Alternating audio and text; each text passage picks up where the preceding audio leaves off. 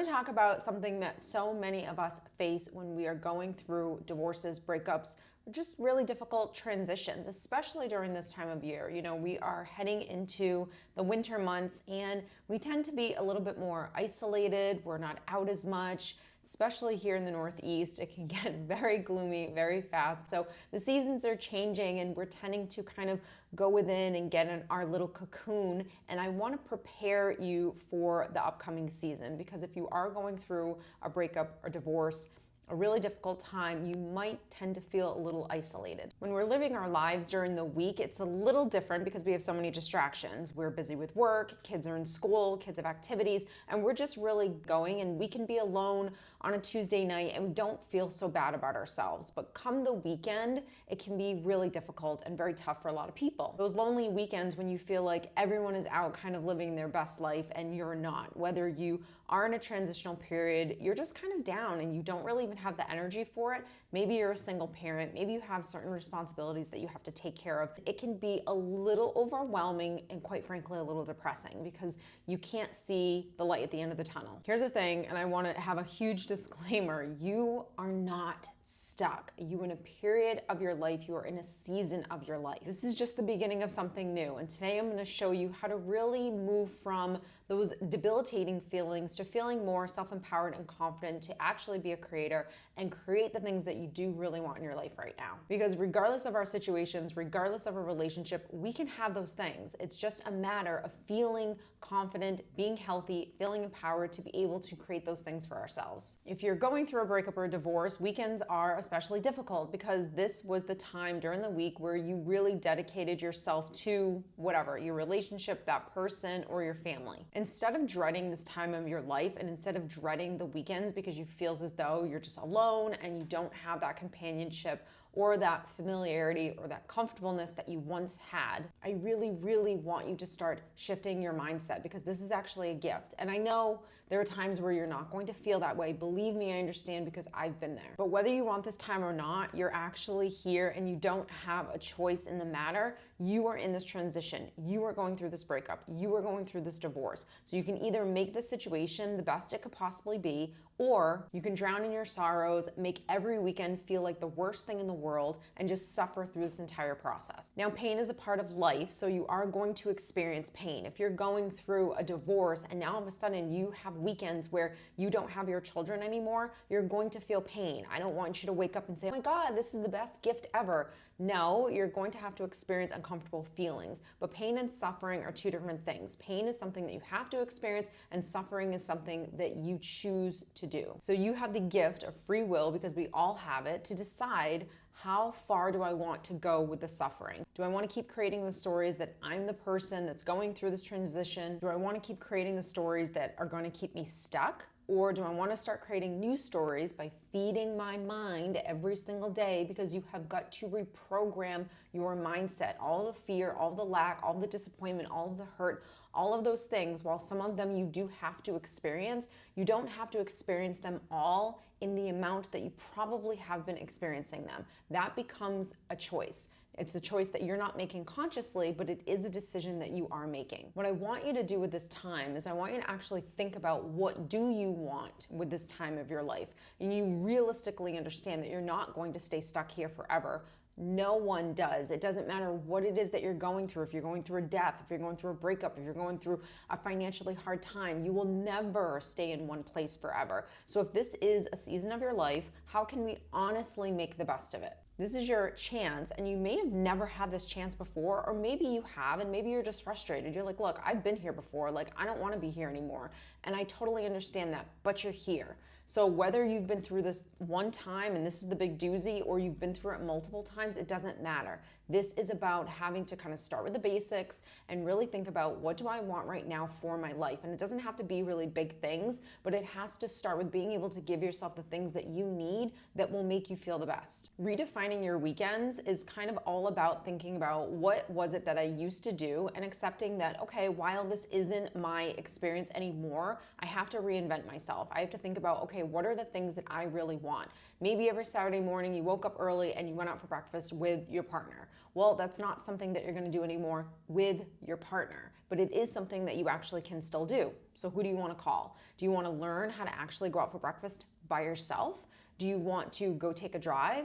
Do you want to go for a walk? Do you want to get a pet and go for a walk with them? Do you want to clean your house? Do you want to bake some muffins? Like, what do you want to do? So yes, every weekend we used to do this. Yes, every Sunday night we used to go grocery shopping for the week and we'd clean the whole house together. And like, yes, we had so much fun. Maybe not. Maybe we fought a lot. But what is it now? How do you want your weekends to look? What do you want the routines to look like? And what are the things that you want to incorporate that are just the sporadic things? Meaning, do we want to plan a weekend away?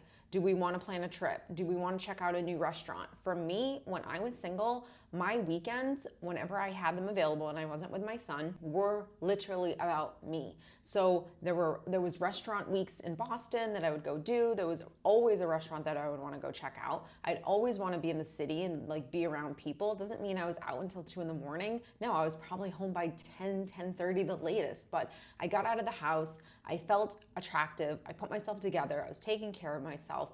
If I wanted to go see a movie, I went to go see a movie. If I wanted to go out to dinner, I'd go out to dinner. I would call up people that I haven't seen in like a really long time and like rekindle some friendships. I made new friendships. I planned trips. I planned my own birthday parties. Like, I planned everything. I thought about the things that I wanted to do and I put them out there to everyone to see if they wanted to do it. And if someone didn't want to do it, I didn't feel offended by that. I also started really slowing down.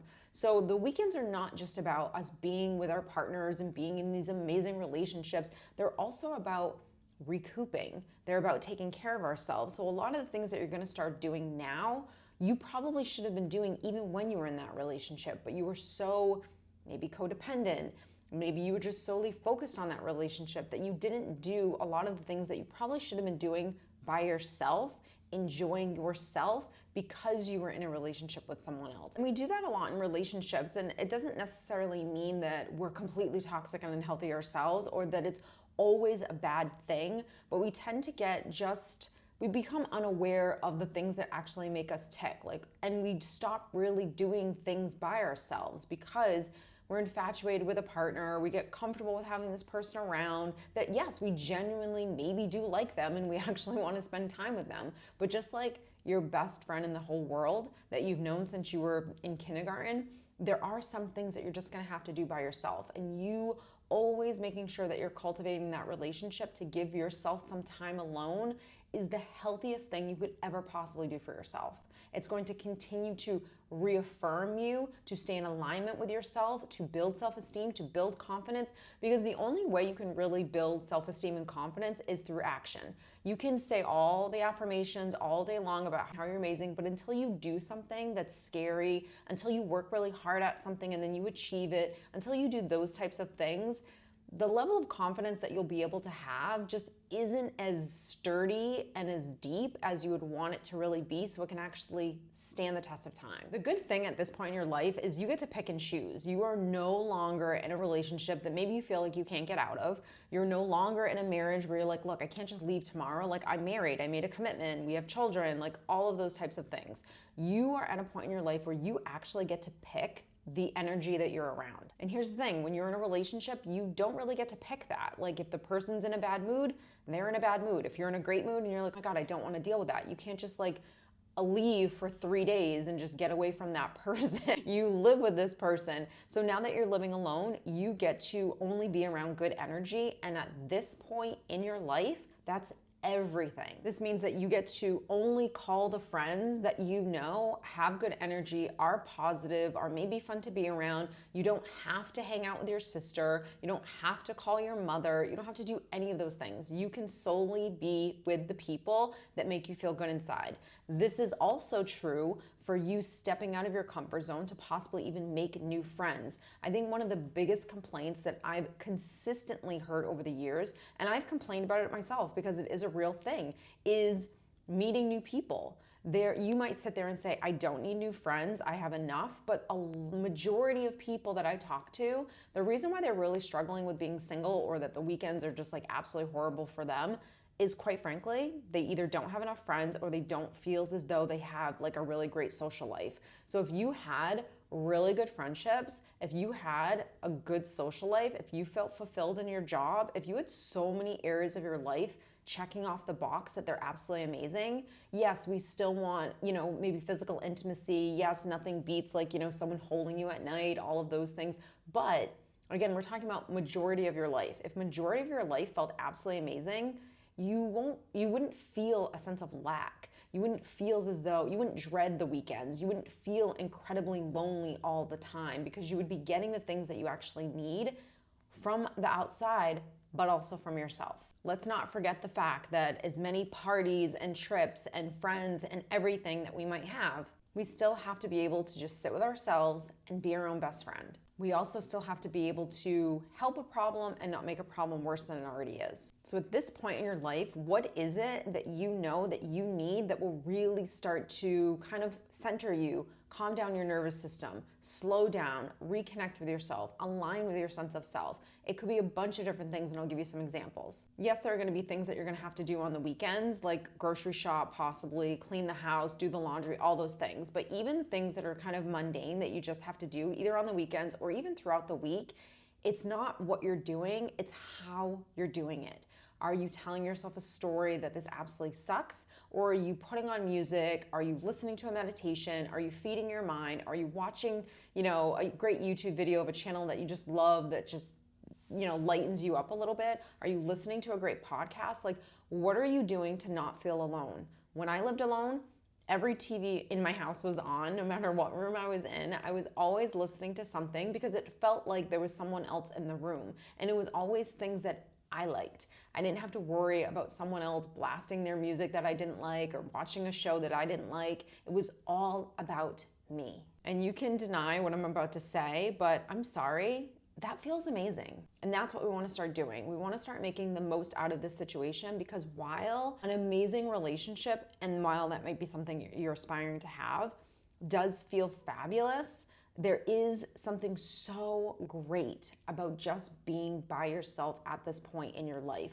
But in order to feel like this season of your life isn't the worst thing ever, you have to do things. And I don't mean do things like plan a ton of trips and get out the house and all those things. You have to work on yourself. You have to work on different areas of your life. Instead of dwelling on the past or just ruminating about this person and just you keep thinking about how much you missed this person and how great your situation was, which chances are you're probably just lying to yourself and you're probably just focusing on all the positives but are not remembering any of the negatives, because that's just what we do. It's like we just want to self-inflict all this pain and we don't want to stay focused on the reason why we're not together. And that has nothing to do with who broke up with who. Because while yes, it's incredibly painful for someone to discard you, break up with you, leave you completely out of the blue, I've been there. That was me. I wasn't the person making the decisions. I wasn't in the driver's seat, really. I was the one that had the rug completely ripped out from underneath me. So I get that. But here's the thing that always helped me, and it was something that I had to remind myself for a really long time, is I don't want to be with someone who doesn't want to be with me. Can you imagine mourning someone for years and years who genuinely does not value you or want to be with you? I just cannot imagine spending so much time grieving and grieving. Now I grieved, so let's not get this twisted here. I don't want you to feel like, oh my God, she could just brush that off. No. But it was something that I had to continuously remind myself, is that the one thing that we all want from a partner is for them to value us, respect us, and love us. And if someone chooses to not want to be with you, they don't want to do any of those things for whatever their reasons are. We don't have to pin them as narcissistic. We don't have to convince ourselves that they're just sick and twisted and we're the healthiest ones. It does not matter. It's not attractive to even want to be with someone who doesn't want to be with me. And that's the mindset that you really need to have in order to help yourself to stop ruminating. But in order to really enjoy this time of your life for the most part and enjoy your weekends, you have to start building a life that you actually enjoy. Instead of waiting for someone else to come into your life, whether it is a new partner, whether it is friends calling you up, instead of waiting for someone to give you something so you can have a great life, start creating that for yourself. And that's all about what we talk about everywhere on this channel, on the podcast, on social. on the new Masterclass that just launched last week. I'm so excited, and I'll link everything below. But we are talking about all aspects of healing, all aspects of rebuilding, self-parenting, healing from narcissistic abuse,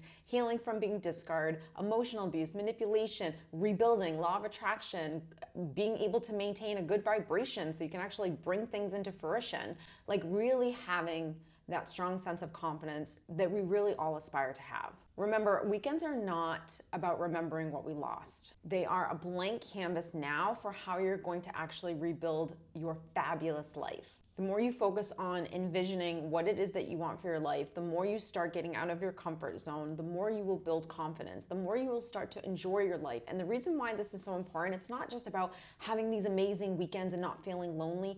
It's about building a life that you really enjoy, because if you enjoy your life, that will automatically increase your standards. And when your standards get really high, because, and I've said this in a ton of videos, if you have built a really great foundation and you absolutely love your life, you will never, and you're healed, which is what we'll work on together in the masterclass, and being healed, you will never allow anyone to come into your life that is not already adding to that foundation. You will not allow anyone to come in that is either taking or not even matching where you are. You won't even be attracted to those people anymore. And that's the point of all of this. It's to build a great life so you can have better standards, attract better people into your life, and not have to go through all of the pain and heartache that you just went through. Thank you so much for watching this video. If it resonated with you, hit that like button, share it with anyone who you think might need to hear this, and don't forget to subscribe for more videos. You absolutely got this, and remember, the best is yet to come. Until next time, take care of yourself, embrace your weekends with confidence, and start getting out of your comfort zone.